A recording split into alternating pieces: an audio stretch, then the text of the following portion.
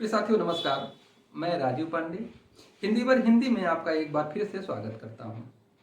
आज हम लोग चर्चा करेंगे एलटी ग्रेड हिंदी के पाठ्यक्रम की और जानेंगे कि इस पाठ्यक्रम को पढ़ने के लिए कवर करने के लिए कौन कौन सी पुस्तकें सहायक सिद्ध हो सकती हैं। दोस्तों, पाठ्यक्रम कितना महत्वपूर्ण है, पाठ्यक्रम जानना पढ़ना कितना महत्वपूर्ण है, यह बताने की जरूरत नहीं है। हम लोग जब तैयारी किया करते थे तो पाठ्यक्रम को सामने रख के पढ़ते थे। रोज तो नहीं, लेकिन सप्ताह में एक दो बार जरूर पढ़ लिया करते थे। पाठ्यक्रम पढ़ते रहने से लक्ष्योन्मुख होकर पढ़ाई करने में बहुत सहायता मिलती है और जोश भी बना रहता है। हमें टाइम मैनेजमेंट करने में बहुत सहायता मिलती है। हमें पता रहता है कि भी कितना और पढ़ना है, क्या क्या बचा हुआ है। तो पाठ्यक्रम पढ़ना बहुत जरूरी है। हम लोग कोशिश करेंगे कि आज इस वीडियो के माध्यम से पाठ्यक्रम और उसकी सहायक पुस्तकों पर महत्वपूर्ण चर्चा करेंगे। तो आइए शुरू करते हैं एलटी ग्रेड पाठ्यक्रम।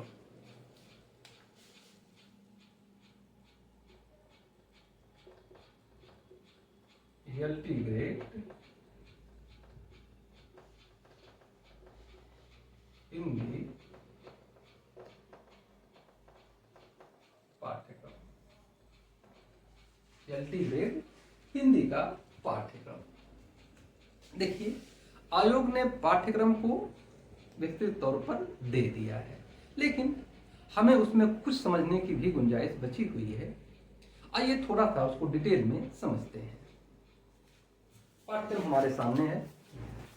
देखिए, वैसे अगर पूरे पाठ्यक्रम को हम डिवाइड करें, उसे समझना चाहें, तो पूरे पूरे पाठ्य सब्जेक्ट में इसे हम 4 भागों में प्रमुख रूप से बांट सकते हैं। जैसे हिंदी साहित्य का इतिहास, काव्य शास्त्र का कुछ भाग, हिंदी भाषा विज्ञान का कुछ भाग, व्याकरण और संस्कृत साहित्य का कुछ भाग। 5 भाग मुख्य रूप से है, लेकिन आयोग ने ऐसा कोई कैटेगरी ना करके सीधे पाठ्यक्रम दे दिया है। यह मुख्य रूप से हिंदी साहित्य का इतिहास और व्याकरण और संस्कृत साहित्य, मोटे तौर पर यह 3 विभाजन उसने किया हुआ है। तो देखिए, जो सबसे महत्वपूर्ण चीज है वह है हिंदी साहित्य का इतिहास। हिंदी साहित्य का इतिहास सबसे पहला महत्वपूर्ण भाग है। अब हिंदी साहित्य के इतिहास को 2 भागों में बांटा जा सकता है। एक हिंदी साहित्य काव्य खंड का इतिहास, एक गद्य का, जो इसने का और खा करके दे दिया है। ठीक है, पहला काव्य, दूसरा गद्य। जैसे काव्य को आप पद्य भी कह सकते हैं। अब हिंदी साहित्य के इतिहास में सबसे पहले जो शुरुआत होती है वह है आदिकाल की। आदिकाल, फिर दूसरा है भक्ति काल, तीसरा है रीतिकाल और चौथा है आधुनिक काल।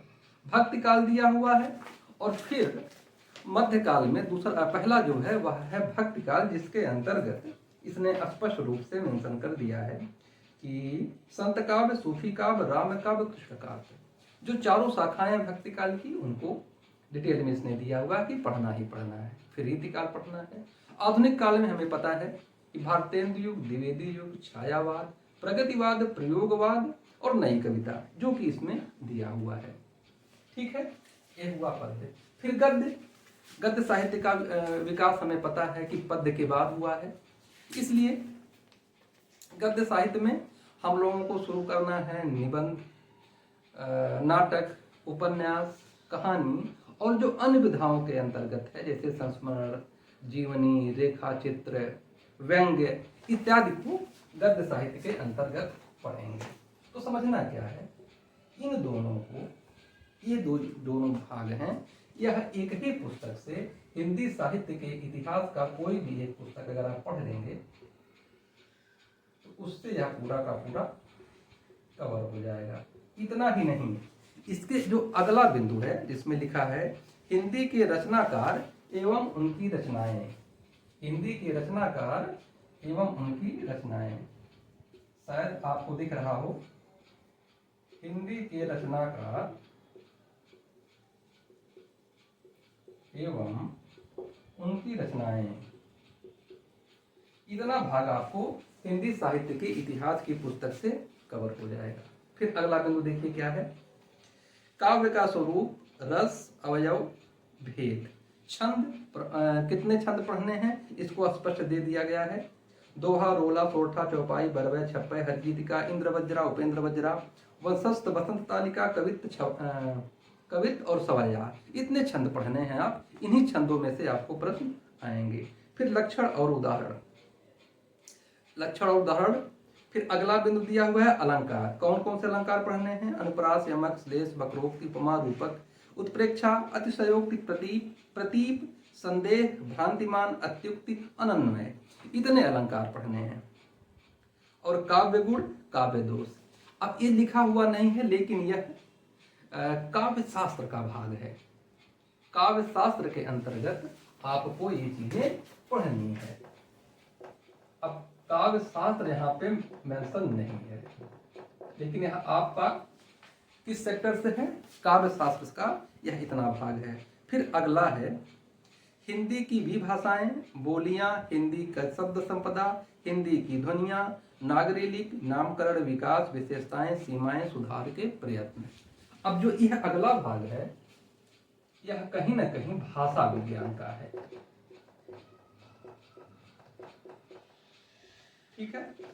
अब देखिए अगला भाग जो दिया हुआ है वह है व्याकरण का। व्याकरण में क्या दिया हुआ है? कारक, लिंग, वचन, उपसर्ग, प्रत्यय, वर्तनी एवं वाक्य शुद्धिकरण, पर्यायवाची, विलोम, श्रुति, समभिन्नार्थक शब्द, वाक्यांश के लिए एक शब्द, मुहावरा और लोकोक्ति, इतना भाग व्याकरण का है। जो मैंने शुरू में बताया था कि जो 5 अंग हैं, काव्य शास्त्र, भाषा विज्ञान और व्याकरण, इसमें यह डिवीजन इस तरह से नहीं किया गया है। तो इसका मतलब है इसका विशेष अध्ययन आपको इस अलग अलग पुस्तकों का अध्ययन करने की बहुत जरूरत नहीं है। इसके लिए एक पुस्तक भी पर्याप्त है। अगर आपको कॉन्सेप्ट क्लियर करना है, इसके लिए भाषा विज्ञान, या अगर मैं बताऊं तो डॉक्टर वासुदेव नंदन प्रसाद की एक पुस्तक आती है, वह पढ़ना। उसमें लगभग सारी चीजें मिल जाएंगी। मतलब आपको संक्षेप में, अगर आप अलग अलग पुस्तकें पढ़ रहे हैं तो बहुत अच्छी बात है। एक काव्य शास्त्र की पतली कोई पुस्तक पढ़ लीजिए, एक भाषा विज्ञान की पढ़ लीजिए, एक व्याकरण की पढ़ लीजिए। लेकिन अगर आप ऐसा नहीं करते हैं, यद्यपि करना चाहिए, तो बहुत घबराने की जरूरत नहीं है। ऐसी पुस्तकें हैं मार्केट में कि एक ही पुस्तक में ये सारी चीजें आपको मिल जाएंगी। फिर अगला भाग है संस्कृत साहित्य। संस्कृत साहित्य मैं व्यक्तिगत रूप से नहीं पढ़ा हूँ। इसमें जो सिलेबस में दिया है वो है संस्कृत के प्रमुख रचनाकार एवं उसकी रचनाएं, कालिदास, भवभूत, भारविमाग, दंडी, श्रीहर्ष और बाणभट्ट, इतने लोगों को पढ़ना है। इनके लोगों के बारे में तथा इनकी रचनाओं के बारे में आपको जानना चाहिए। फिर संस्कृत साहित्य के अंतर्गत खा है संधि, स्वर संधि, व्यंजन संधि, विसर्ग संधि, तीनों संधियां हैं, फिर पढ़ना है। समास पढ़ना है, शब्द रूप, सर्वनाम रूप, धातु रूप और कारक प्रयोग, मतलब संस्कृत साहित्य का व्याकरण है, इसको पढ़ना है। अनुवाद, गा है अनुवाद, संस्कृत से हिंदी में या हिंदी से संस्कृत में अनुवाद आएगा। तो 3 पार्ट संस्कृत साहित्य के हैं, बाकी हिंदी साहित्य के हैं। ठीक है। तो इसके लिए एक पुस्तक हो गई और एक पुस्तक आपको पढ़नी होगी संस्कृत की। अब ये हमने आपके पाठ्यक्रम को मोटे तौर पर बता दिया है कि कहाँ कहाँ का कौन सा भाग है। आपके लिए बहुत अच्छा हो अगर आपके पास समय हो कि इन सब चीज़ों की एक एक पुस्तकें पढ़ ली जाएं। लेकिन अगर अब से कोई तैयारी कर रहा है तो उसके लिए संभव नहीं है, क्योंकि परीक्षा कम से कम देखिए बेस के लिए 2 पुस्तकें तो आपको पढ़नी ही चाहिए, क्योंकि आप लोगों में से बहुत सारे ऐसे लोग भी होंगे जो केवल एलटी ग्रेड ना दे करके लेक्चरर का भी देंगे, जीडीसी का भी देंगे और हायर एजुकेशन मैनेजमेंट की स्कूलों की भी परीक्षाएं देंगे, और कोई एलटी ग्रेड की केवल तैयारी तो नहीं करेगा जहाँ तक मुझे लगता है। ऐसे में आपको बेस के तौर पर इन चारों में से 2 पुस्तकें जरूर पढ़ लेना चाहिए, पढ़ना ही चाहिए।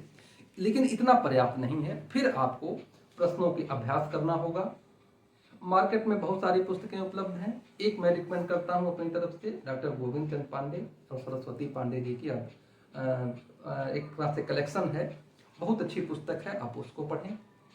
पुनीत टंडन की भी पुस्तक अच्छी है, पढ़ सकते हैं।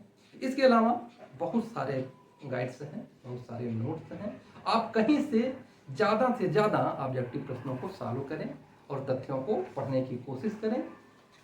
और इसके लिए भाषा काव्य शास्त्र एवं भाषा विज्ञान के लिए मैं पहले बता चुका हूँ, डॉक्टर वासुदेव नंदन शरण जी की है पुस्तक, उसे आप पढ़ सकते हैं। और डॉक्टर हरदेव बाहरे की भी पुस्तक अच्छी है। इन दोनों में से एक या दोनों का अनुशीलन आप कर सकते हैं। इसके अलावा ज़्यादा से ज़्यादा अभ्यास करें। संस्कृत साहित्य कहाँ से पढ़ें इसका मुझे कोई आइडिया नहीं है, इसलिए मैं इस पर ज़्यादा बात नहीं करूँगा। अगर आपको इसके अलावा हिंदी साहित्य को लेकर के कोई भी दिक्कत हो रही हो जरूर बताइएगा, कोई क्वेरी हो जरूर बताइएगा। आगे मैं इन चैप्टर्स पर, हिंदी साहित्य के इतिहास इत्यादि पर, देखिए मैं नोट्स कोई नहीं उपलब्ध कराऊंगा, लेकिन लेक्चर मैं लगभग सारे बिंदु पर डिलीवर करूंगा। आप हो सकता है वहां से आप अगर आप कुछ पाएंगे तो आप नोट डाउन करते चलिएगा, और कॉन्सेप्ट क्लियर करना मेरी जिम्मेदारी और मैं करूंगा। कैसा लगा आपको? अगर आपको कुछ और जानना समझना है तो जरूर बताइएगा। फिर मिलते हैं किसी दूसरे वीडियो के साथ, तब तक के लिए धन्यवाद, नमस्कार।